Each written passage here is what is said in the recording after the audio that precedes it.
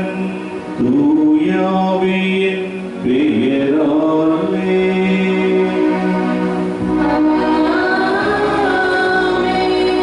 நம் ஆண்டவராகிய இயேசு கிறிஸ்துவின் அருளும் கடவுளின் அன்பும் தூய ஆவியாரின் நட்புறவும் உங்கள் அனைவரோடும் இருப்பதாக.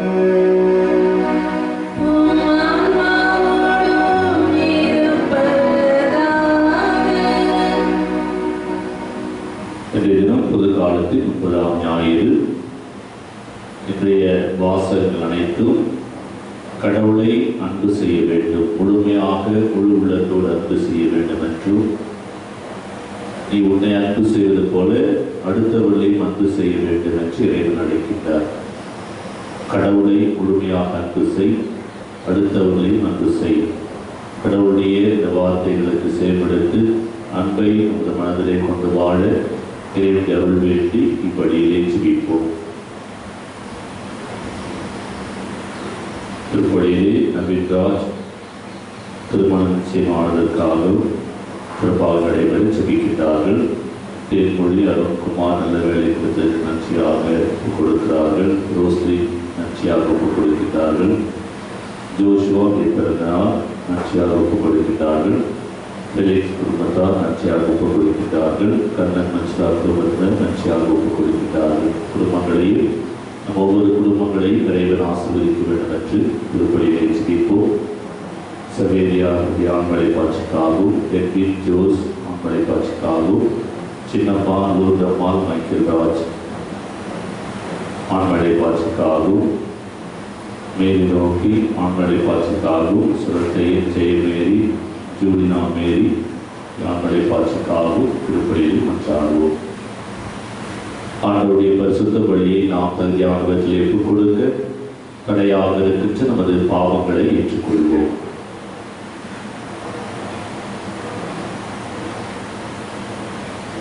எல்லாம் உள்ள இறைவனிடமும் சகோதர சகோதரிகளே உங்களிடமும் நான் பாவி என்று ஏற்றுக்கொள்கிறேன். ஏனெனில் என் சிந்தனையாலும் சொல்லாலும் செயலாலும் கடமையை தவறியதாலும் பாவங்கள் பல செய்தேன். என் பாவமே என் பாவமே என் பெரும் பாவமே. ஆகையால் எப்பொழுது கன்னியான புனித மரியாதையும் வானதூதர் புனிதர் அனைவரையும் சகோதர சகோதரிகளே உங்களையும் நம் இறைவனாகிய ஆண்டவரிடம் எனக்காக வேண்டிக் கொண்டு மன்றாடுகிறேன். எல்லாம் உள்ள இறைவன் நம்மை இரக்கம் வைத்து நம் பாவங்களை மன்னித்து நம்மை நிலை வாழ்வுக்கு அழைத்து செல்வாராக. ஆமென்.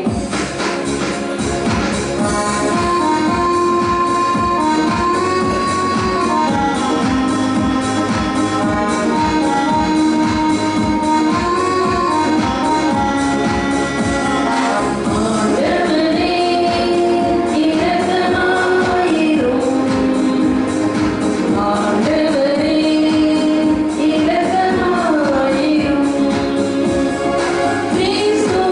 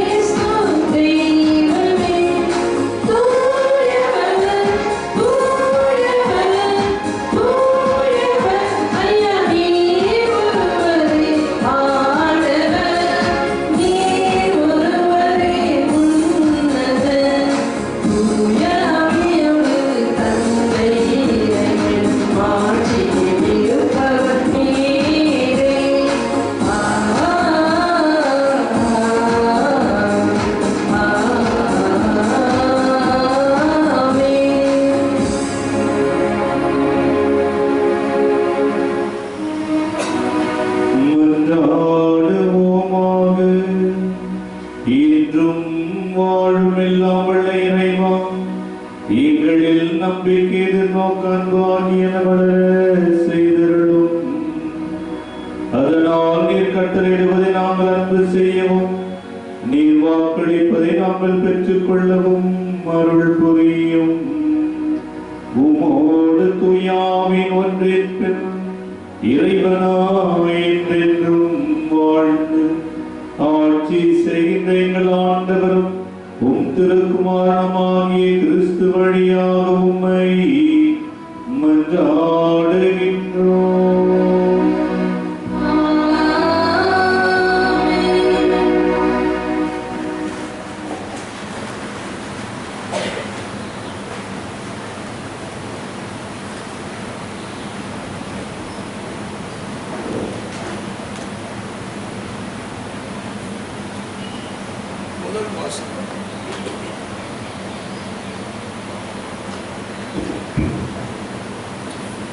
முதல் வாசகம் விடுதலை பயணம் நூலிலிருந்து வாசகம்.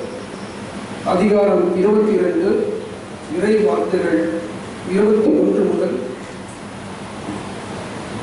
27 வரை. அந்நியனுக்கு நீ தொல்லை கொடுக்காதே, அவனை கொடுமைப்படுத்தாதே. ஏனெனில் எகிப்து நாட்டில் நீங்களும் அந்நியனாய் இருந்தீர்கள். விதவை அனாதையாயிருக்கும் நீ தீங்கிழைக்காதே. நீர் அவர்களுக்கு கடுமையாய் தீங்கிழைத்து அவர்கள் என்னை நோக்கி அழுது முறையிட்டால் நான் அவர்கள் அழுகுகளுக்கு செவி சாய்ப்பேன். மேலும் என் சிரம் பற்றி எரியும். நான் உங்களை என் வாளுக்கு இரையாக்குவேன். இதனால் உங்கள் மனைவியர் விதவைகளாவர், உங்கள் பிள்ளைகள் தந்தையற்றோராவர். உங்களோடு இருக்கும் என் மக்களில் ஏழை ஒருவருக்கு நீ பணம் கடன் கொடுப்பாயானால் நீ அவர் மேல் ஈட்டிக்காரன் ஆகாது. அவரிடம் வட்டி வாங்காது. பிறருடைய மேலாடையை அழகாக நீ வாங்கினால் கதிரவன் மறையும் முன் அதை அவரிடம் திருப்பி கொடுத்துவிடும். ஏனெனில் அது ஒன்றே அவருக்கு போர்வை, உடலை மூடும் அவரது மேலாடை அதுவே. வேறு எதுதான் அவர் படுத்துறங்குவார்? அவர் என்னை நோக்கி அழுது முறையிட்டால் நான் செவி சாய்ப்பேன்.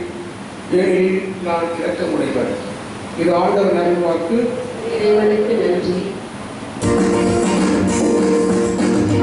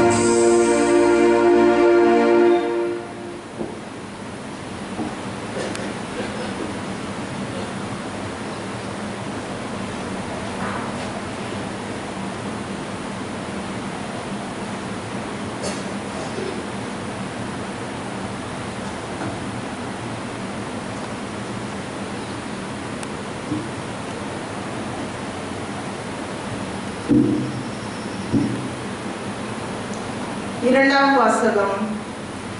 தெசலோனிக்கருக்கு எழுதிய முதல் திருமுகத்திலிருந்து வாசகம்.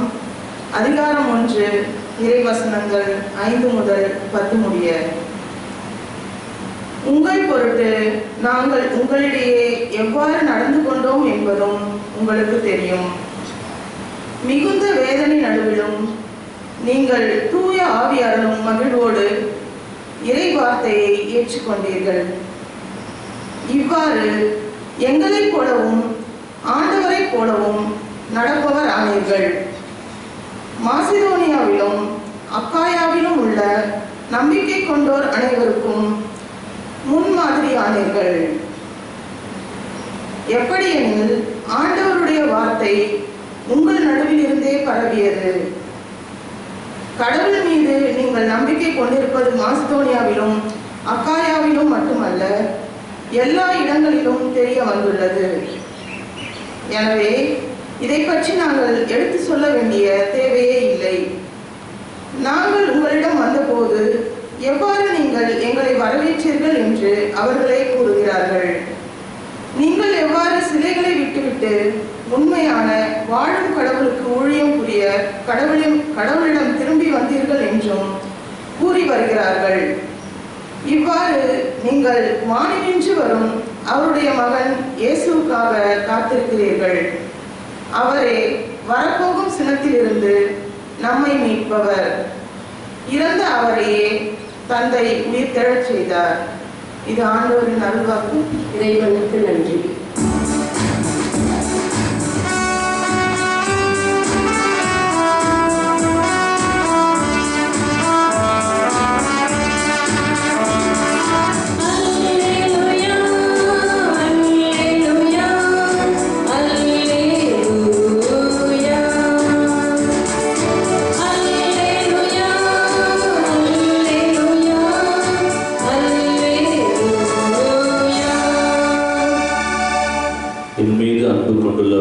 சொல்வதை கடைபிடிப்பார். என் தந்தையும் அவர் மீது அன்பு கொள்வார்.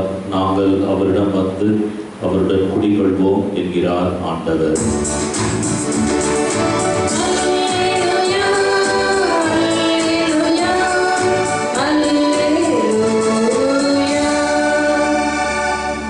ஆண்டவர்களோடு இருப்பாராக.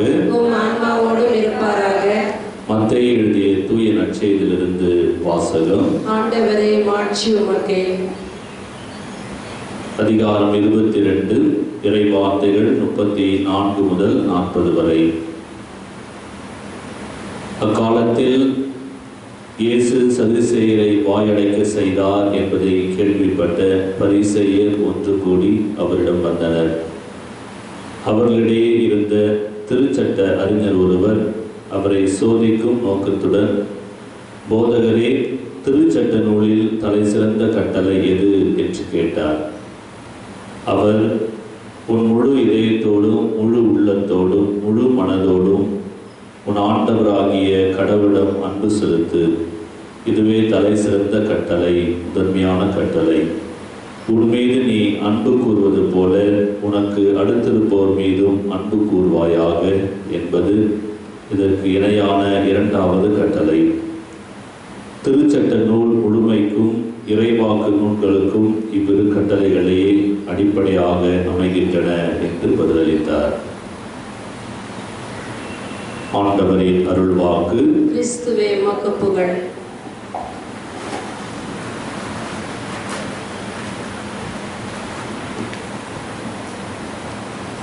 அன்புக்குரியவர்களே, இன்றைக்கு பொது காலத்தில் 30ஆம் ஞாயிறை சிறப்பிக்கின்றோம். வின்சென்ட் சர்ச்சில் அவரை பற்றி 2 வரிகள் எழுதுங்க அப்படின்னு சொல்லி ஒரு மாணவனை பார்த்து சொல்றாங்க. அந்த மாணவன் இப்படி எழுதுகிறார்: அவர் இறந்து விட்டார், இப்போது உயிரோடு இல்லை. அந்த 2 வரிகள் முடிச்சிட்டார். அடுத்தது 2ஆம் குலோத்துங்க சோழனை பற்றி 2 வரி எழுதுறது. இந்த மாணவன் எழுதுகிறான்: இவர் 1ஆம் குலோத்துங்க சோழனுக்கு பின்பு வந்தவர், 3ஆம் குலோத்துங்க சோழனுக்கு முன்னாடி வந்தவர். 2 வரி. அடுத்ததாக ஆபிரகாம் லிங்கன் அவர்கிட்ட அமெரிக்காவை பற்றி ஒரே வார்த்தை சொல்லுங்க அப்படின்னு கேட்டேன்னா சொல்லுகிறார் உழைப்பு என்று சொல்லி. இந்தியாவை பற்றி ஒரே ஒரு வார்த்தை ஆனால் நீங்கள் சொல்லுவீங்க இல்லையா, ஒருத்தரை பற்றியோ அல்லது ஒன்றை பற்றியோ சுருக்கமாக ஒரே வார்த்தை அல்லது ஒரு சில வரிகள் என்று சொல்வது ரொம்ப கடினம். ரொம்ப நேரம் பேசலாம், ஆனால் சுருக்கமாக சொல்லணும் அப்படின்னா மிக மிக கடினமாக இருக்கும். இன்றைக்கு நற்செய்தியில் ஆண்டவர் சொல்றார், மொத்த அனைத்து கட்டளைகளுக்கும் 2 கட்டளைகள் அடிப்படை என்று சொல்லி, அதுதான் முதன்மையானது என்று சொல்லி சொல்லுகிறார். நாமும் பார்க்கலாம், மொத்த விவிலியம்ல 73 புத்தகங்கள் இருக்கிறது. நிறைய புத்தகங்கள், அது எல்லாத்தையும் நாம படிப்பதில்லை, ஆனால் நாம் வாசிக்கிறோம், தியானிக்கிறோம். ஆனால் மொத்த விவிலியத்தையும் 2 வரிகளில் சொல்லணும் அப்படின்னா இன்றைக்கு ஆண்டவர் இயேசு மிக அருமையாக சொல்லியிருக்கிறார் இல்லையா. 2 வரிகளில், முதல்ல கடவுளை முழுமையாக அன்பு செய், உன்னை அன்பு செய்வது போல உனக்கு அடுத்திருப்பவரை அன்பு செய். 2 வரிகளில் முழு விவிலியத்தையும் அடக்கி விடுகிறார். அன்புக்குரியவர்களே, கடவுளை அன்பு செய்வது என்று ஆண்டவர் சொல்றார். ஏன் ஆண்டவர் இயேசு சொல்றார்? அதாவது கடவுளை அன்பு செய்வது என்பது ரொம்ப எளிது. ஏன் கடவுளை அன்பு செய்வது ரொம்ப எளிது, ஆனால் கடவுளை முழுமையாக அன்பு செய்வது அப்படின்றது கஷ்டம். இன்றைக்கு சொல்றாரு, முழு உள்ளத்தோடு முழு ஆன்மாவோடு கடவுளை அன்பு செய் என்று சொல்லி ஆண்டவர் சொல்றார். நாம் கடவுளை அன்பு செய்கிறோம், இந்த உலகத்தை அன்பு செய்கிறோம், செல்வத்தை அன்பு செய்கிறோம், எல்லாவற்றையும் அன்பு செய்கிறோம். ஆனால் ஆண்டவர் சொல்லுகிறார், மத்தேயு நற்செய்தியில 6ஆம் அதிகாரத்தில் பார்த்தீங்கன்னா சொல்லுகிறார் என்றால், ஒருவர் கடவுளுக்கும் செல்வத்திற்கும் பணிவிடை செய்ய முடியாது. அப்ப நாம் எல்லாத்தையும் அன்பு செஞ்சோம் அப்படின்னா கடவுளை அன்பு செய்ய முடியாது. கடவுளுக்கு முதன்மை, முழு உள்ளத்தோடு கடவுளை அன்பு செய். பல நேரத்தில் நாம் இந்த உலகத்தின் செல்வத்திற்கு அடிமையாக இருக்கிறோம், இந்த உலகத்தின் மாயைக்கு அடிமையாக இருக்கிறோம். அதனால ஆண்டவரை முழுமையாக அன்பு செய், என்னுடைய உள்ளத்தில் ஆண்டவரை முழுமையாக ஏற்றுக்கொள். கொஞ்சமா அன்பு செய்வதல்ல, முழுமையாக முழு உள்ளத்தோடு கடவுளை அன்பு செய். அதுதான் இன்றைக்கு இறைவன் நம்ம ஒவ்வொருவரையும் அழைப்பது. கொஞ்சமா ஓரமா கடவுளை வச்சிருக்கோம், ஆனால் இந்த உலகத்தையும் செல்வத்தையும் பொருட்களையும் மற்ற எல்லாவற்றையும் நிறைய நம்முடைய உள்ளத்துல வைத்திருக்கிறோம். ஆனால் முழுமையாக கடவுளை அன்பு செய், அவரை உடைய உள்ளத்திலே வைத்துக்கொள் என்று ஆண்டவர் இன்றைக்கு அழைக்கின்றார். இரண்டாவதாக பார்க்கின்ற பொழுது, இந்த 2வது கட்டளை இல்லையா, பிறர் அன்பு. நீ உன்னை அன்பு செய்வது போல உனக்கு அடுத்திருப்பவரையும் அன்பு செய். அப்ப பிறர் அன்பு என்பது இறை அன்பினுடைய வெளிப்பாடாக இருக்கிறது. அதனால்தான் 1 யோவான் 4ஆம் அதிகாரம் 16ஆம் வசனத்துல படிக்கிற பொழுது, அன்பு செய்யாதவர் கடவுளை அறிய முடியாது. யாரெல்லாம் அன்பு செய்யறோ நீங்கள் கடவுளை அறிய முடியாது, ஏனென்றால் கடவுள் அன்பாய் இருக்கிறார். கண்ணால் காணாத மனிதனை அன்பு செய்யாதவர் கண்ணால் காணக்கூடிய, கண்ணால் காண முடியாத கடவுளை அன்பு செய்கிறேன் அப்படின்னு சொல்றது பொய்யர் என்று யோவான் சொல்லுகிறார். 1 யோவான் 4ஆம் அதிகாரம் 20ஆம் வசனத்தில், நான் நேரடியாக பார்க்கிற மனுஷங்களை நான் அன்பு செய்யறதில்லை, ஆனால் நேரடியாக காண முடியாத கடவுளை நான் அன்பு செய்கிறேன் அப்படின்னு சொல்றவர் பொய்யர் என்று சொல்லுகிறார். அவங்களால் அன்பு செய்ய முடியாது. அப்ப பிறரை அடுத்தவர்களை நாம் அன்பு செய்கின்ற பொழுது அதன்படியாக கடவுளுடைய அன்பு வெளிப்படுகிறது. இன்றைக்கு முதல் வாசகத்தில் மிக அருமையாக ஆண்டவருடைய வார்த்தை நமக்கு சொல்லப்பட்டிருக்கிறது. என்னவென்றால், விதவைகளை, ஏழைகளை, அந்நியரை நீங்கள் தீங்கிழைக்காதீர்கள். கடவுள் சொல்றார், அவங்கள நீங்க தீங்கிழைச்சீங்கன்னா, அவங்களுக்கு கொடுமை செஞ்சீங்கன்னா, அவர்கள் என்னை நோக்கி முறையிட்டார்கள் என்றால் நான் அவருடைய குரலுக்கு செவி கொடுப்பேன். என்னுடைய வாளுக்கு, என்னுடைய கோபத்திற்கு நீங்கள் இரையாவீர்கள் என்று சொல்கிறார். அதனால எங்கள் கடவுளுடைய கோபம், சாபம் நம்மிடத்துல விழாமல் இருக்கணும் அப்படின்னா நாம் என்ன செய்யணும்? ஏழைகளை அன்பு செய்ய வேண்டும், விதவைகளை, அனாதைகளை, ஆதரவற்றவர்களை நாம் அவர்களை அன்பு செய்கின்ற பொழுது, அவர்களுக்கு உதவிகள், நன்மைகள் செய்கின்ற பொழுது அது கடவுளுக்கு சென்று சேர்கிறது. இந்த கடவுளுடைய வார்த்தைக்கு நாம் செவி கொடுக்க அழைக்கப்பட்டிருக்கிறோம். உங்களுடைய இன்றைக்கு என்னுடைய வார்த்தையை ஏற்று உள்ளத்திலே வைத்தவர்களாக நம்மால் முடிந்த அளவுக்கு அடுத்தவர்களுக்கு, மிக முக்கியமாக இந்த சமூகத்திலே ஆதரவற்றவர்களுக்கு, அனாதைகளுக்கு, விதவைகளுக்கு, ஏழைகளுக்கு நாம் தீங்கிழைக்காமல் இருக்க வேண்டும். அடுத்தது அது ஒரு படி மேலே அவர்களுக்கு நன்மை செய்ய வேண்டும். அதுதான் இறைவன் நம்மிடத்திலிருந்து எதிர்பார்க்கின்றார். ஒரு பசுவும் பன்றியும் பேசிக்கொண்டது. பன்றி சொல்வது, நான் என்னுடைய உடலெல்லாம் மக்களுக்காக கொடுக்குறேன் இல்லையா, பன்றிகள் எல்லாம் சாப்பிடுவாங்க, அந்த உடலையெல்லாம் கொடுக்குறான். ஆனால் இந்த சமூகத்தில் என்னை யாரும் மதிக்கிறது இல்லை இல்லையா, பன்றியை ஒரு மதிப்பாக கருத மாட்டார்கள். அதே போல யாரும் வரவேற்க மாட்டாங்க.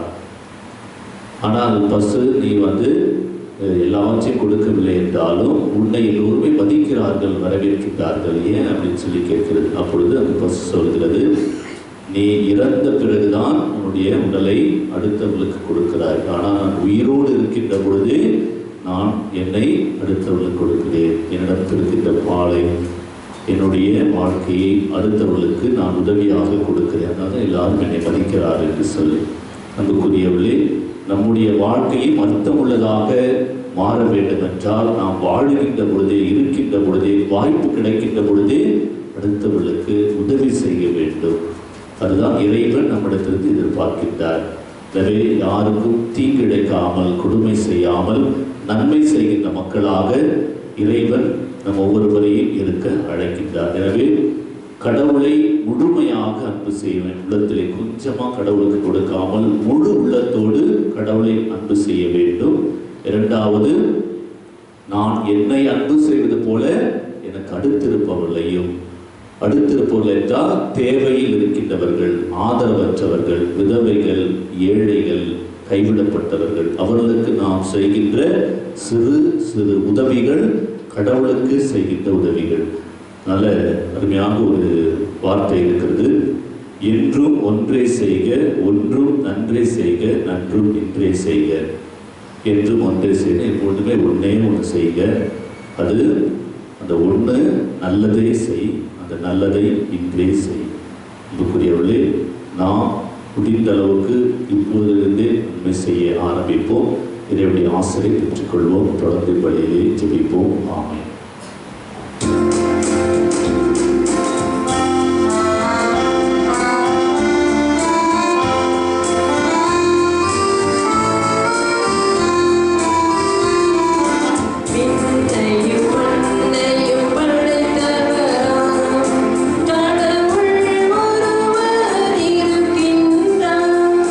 தந்தை மகன் தூய ஆவியராய் ஒன்றாய்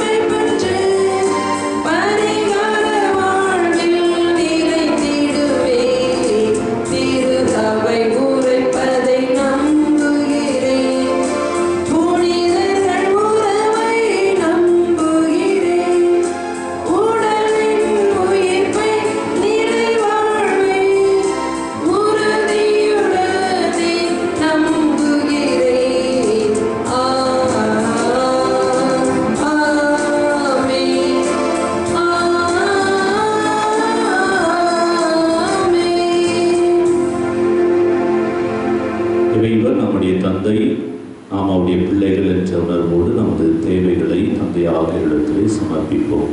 நீங்கள் சொல்ல வேண்டிய பதில்: ஆண்டவரே எங்கள் மன்றாட்டை கேட்டருளும். ஆண்டவரே எங்கள் மன்றாட்டை கேட்டருளும். திருச்சபையை வழிநடத்தும் திருத்தந்தை, ஆயர்கள், குருக்கள், இறைமக்கள் ஒவ்வொருவரையும் இறைவன் ஆசீர்வதித்து இந்த தொற்று நோயிலிருந்து பாதுகாத்து வழிநடத்த வேண்டும் என்று இறைவா உம்மை மன்றாடுகின்றோம். ஆண்டவரே எங்கள் மன்றாட்டை கேட்டருளும். இந்த நாட்டு தலைவர்களுக்காக ஜெபிப்போம். மக்களின் நலனில் அக்கறை உள்ளவர்களாக செயல்படுத்துகின்ற திட்டங்கள் மக்களுக்கு நன்மை செய்யக்கூடிய திட்டங்களாக அமையவும், மிக முக்கியமாக இந்த தொற்று நோயிலிருந்து முழுமையாக விடுதலை தரக்கூடிய திட்டங்களை செயல்படுத்தக்கூடிய ஞானத்தை நாட்டு தலைவர்களுக்கு தர வேண்டும் என்று இறைவா உம்மை மன்றாடுகின்றோம். ஆண்டவரே எங்கள் மன்றாட்டை கேட்டருளும். நம் ஒவ்வொரு குடும்பங்களையும் ஆண்டவருடைய பாத்திரை ஒப்புக் கொடுப்போம். நம் ஒவ்வொரு குடும்பங்களையும் பிள்ளைகள், பெற்றோர்கள் ஒவ்வொருவரையும் இறைவன் ஆசீர்வதித்து வழிநடத்தவும், சிறப்பாக இன்றைக்கு திருப்பள்ளியை செபிக்கின்ற குடும்பங்களுக்காக மன்றாடுவோம்.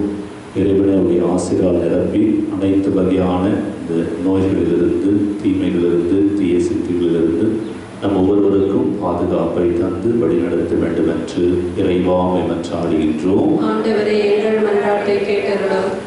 மருத்துவர்களுக்காக ஜெபிப்போம். செவிலியர், துப்புரவு பணியாளர்கள் ஒவ்வொருவரையும் இறைவன் ஆசீர்வதிக்கவும், அவர்கள் செய்கின்ற தியாகமிக்க அர்ப்பணிப்பணியிலே இறைவன் அவர்களோடு இருந்து வழிநடத்த வேண்டும் என்று இறைவா உம்மை மன்றாடுகின்றோம். ஆண்டவரே எங்கள் மன்றாட்டை கேட்டருளும். ஒவ்வொரு நோயாளர்களுக்காக ஜெபிப்போம். உடல் உள்ள நோயினால் வேதனைப்படுகின்றவர்கள், மருத்துவமனையில் இருக்கின்றவர்கள், வீட்டிலே அவதிப்படுகின்றவர்கள் ஒவ்வொரு நோயாளிகளையும் ஆண்டவருடைய பாத்திரை ஒப்புக் கொடுப்போம். மருத்துவராக இருந்து ஆண்டவர் உடைய வல்லமையினால் ஒவ்வொரு நோயாளிகளையும் தொட்டு முழு சுகத்தை தர வேண்டும் என்று இறைவா உம்மை மன்றாடுகின்றோம். ஆண்டவரே எங்கள் மன்றாட்டை கேட்டருளும். நமது உள்ளத்தில் இருக்கிற கருத்துக்கள், குடும்பத்தில் இருக்கிற கருத்துக்கள், ஒவ்வொரு கருத்துக்களையும் அவருடைய பாதத்தில் மௌனமாக எடுத்து செல்வோம்.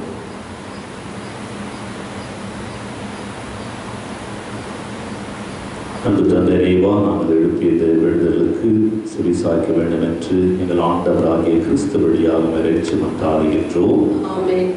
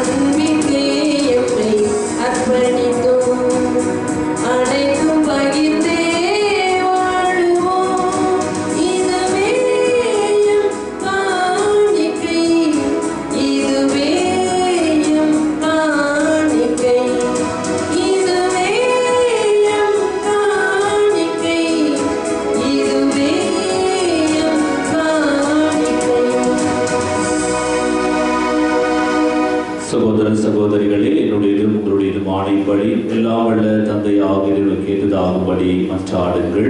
ஆண்டவர் தமது திருப்பெயரின் புகழ்ச்சிக்காகவும் மாட்சிக்காகவும் தமது நன்மைக்காகவும் புனித திரு அவை அனைத்து நலனுக்காகவும் உமது கை நீட்டி இப்பலியை ஏற்றுக்கொள்வாராக. இரக்கமுள்ள இறைவா, மாட்சிக்குரிய உமக்கு நாங்கள் அளிக்கும் இக்காணிக்கைகளை ஏற்றருளும். இவ்வாறு நாங்கள் நிறைவேற்றும் இத்திருப்பணி எங்களை உமது மாட்சிக்கு அழைத்து செல்வதாக எங்கள் ஆண்டவராகிய கிறிஸ்து வழியாக உம்மை மன்றாடுகின்றோம்.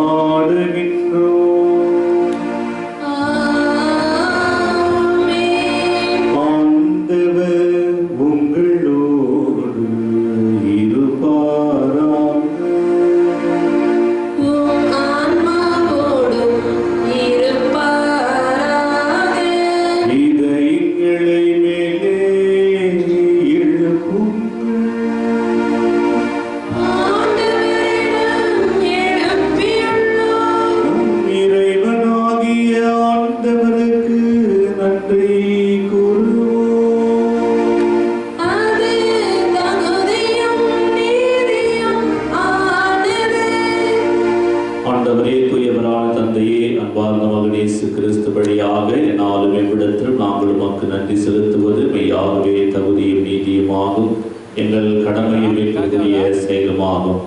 உம் வார்த்தையானவர் வழியாக அனைத்தையும் படைத்தீர், அவரை மீட்பராக ஈடேற்றுவராக எங்களுக்கு அனுப்பினீர். அவர் தூய ஆவியால் உடலெடுத்து கன்னிமரியாளிடமிருந்து பிறந்தார். உமது திருவுளத்தை நிறைவேற்றி புனித மக்களை பெற்றுத்தர தம் கைகளை விரித்து பாடுபட்டார். சாவை வென்று உயிர்ப்பை வெளிப்படுத்தினார். ஆகவே வானதூதர் புனிதர் அனைவரோடும் சேர்த்து நாங்களும் ஒரு மாட்சியை புகழ்ந்துரைத்து ஒரே குரலாய் பாடுவதாவது: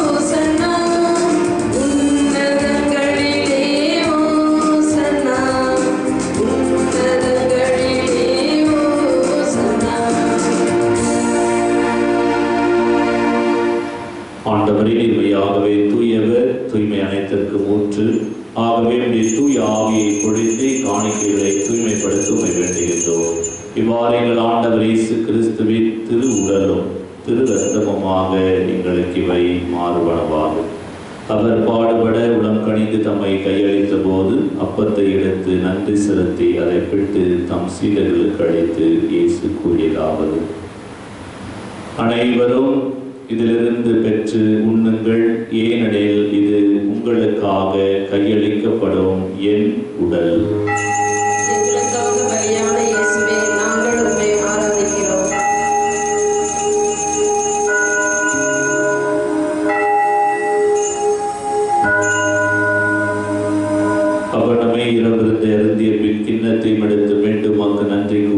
சீடர்களுக்கு அழைத்து இயேசு கூறியதாவது: அனைவரும் இதிலிருந்து பெற்று பருகுங்கள், ஏனெனில் இது புதிய நிலையான உடன்படிக்கைக்குரிய என் இரத்தத்தின் கிண்ணம். இது பாவ மன்னிப்புக்கென்று உங்களுக்காகவும் பலருக்காகவும் சிந்தப்படும். இதை என் நினைவாக செய்யுங்கள். எங்களுக்காக பலியான இயேசுவே, நாங்கள் உம்மை ஆராதிக்கிறோம்.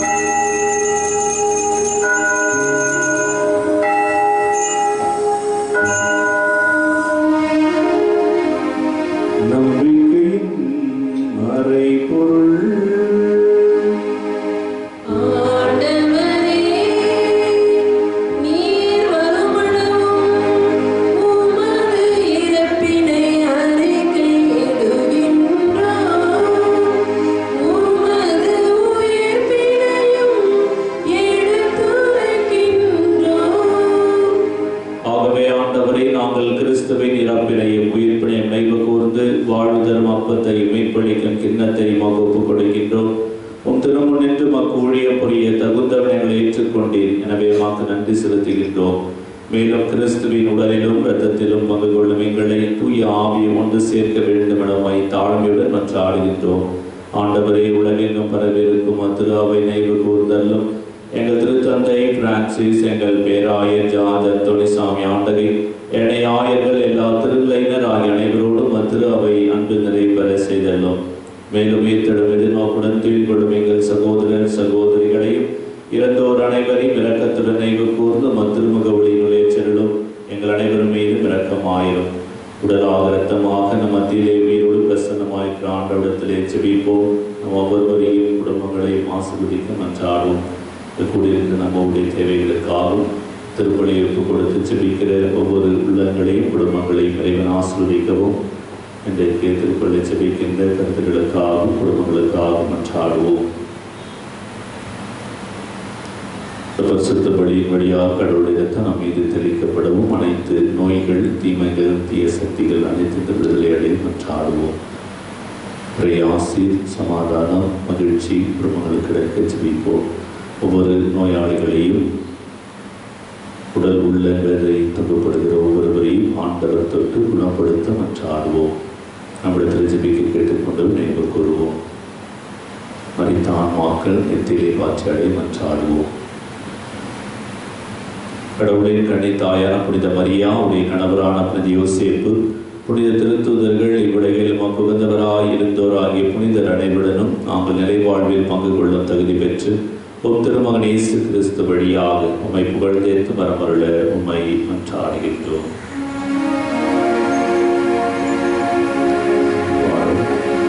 இவர் வழியாக இவரோடு இவரில் எல்லாம் வல்ல இறைவனாகிய தந்தையே, தூய ஆவியாரின் ஒன்றிப்பில் எல்லா புகழும் மாட்சியும் என்றென்றும் உமக்கு உரியவே.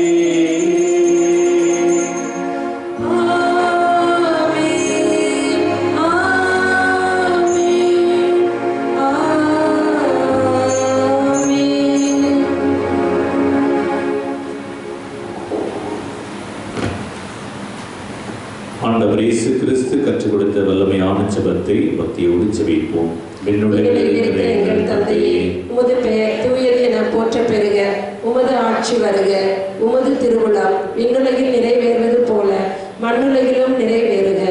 எங்கள் அன்றாட உணவை இன்று எங்களுக்கு தாரும். எங்களுக்கு எதிராக குற்றம் செய்வோரை நாங்கள் மன்னிப்பது போல எங்கள் குற்றங்களை மன்னியும். எங்களை சோதனைக்கு உட்படுத்தாதேயும், தீமையிலிருந்து எங்களை விடுவித்தரணும். ஆண்டவரே, தீமை அனைத்திலிருந்தும் எங்களை விடுவித்து எங்கள் வாழ்நாளில் அமைதி மகிழ்ச்சி தரவை மன்றாடுகின்றோம்.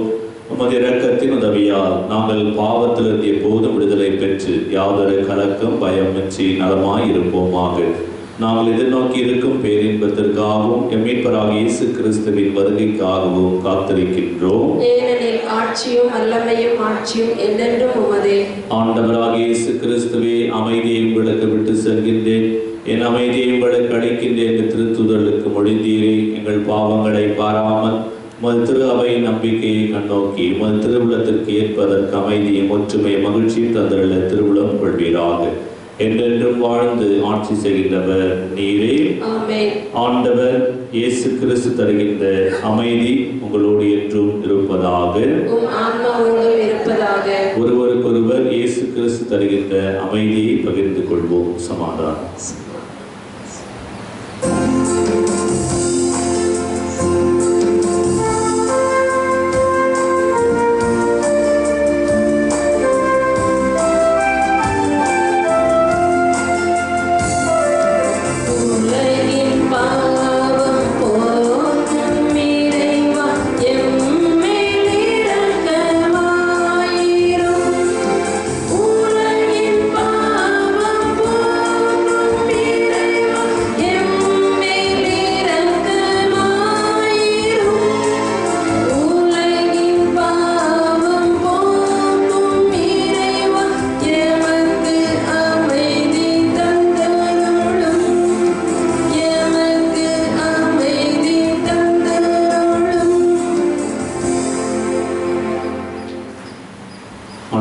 இயேசு கிறிஸ்துவை நாங்கள் உட்கொள்ளும் திருவுடலும் இரத்தமும் எங்களை நீதி தீர்ப்புக்கும் தண்டனைக்கும் உள்ளாக்காமல் முது பரிவரக்கத்தால் எங்கள் உள்ளத்தையும் உடலையும் காத்திடும் அருமருதாகிட அருள் புரியும்.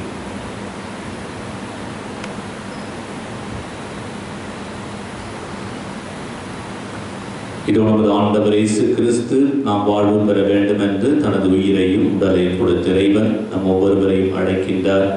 இவருடைய திருவிருந்திற்கு அழைக்கப்பெற்று நாம் ஒவ்வொருவரும் பேறு பெற்றோர். நீர் என் உள்ளத்தில் எழுந்தருளி வர நான் தகுதியற்றவள், ஆனால் ஒரு வார்த்தை மட்டும் சொல்லியர்களும் எனது ஆன்மா நலமடையும். கிறிஸ்துவின் திருவுடலும் திரு ரத்தமும் எங்களை காத்து நிலை வாழ்வழிப்பதாக. ஆமென்.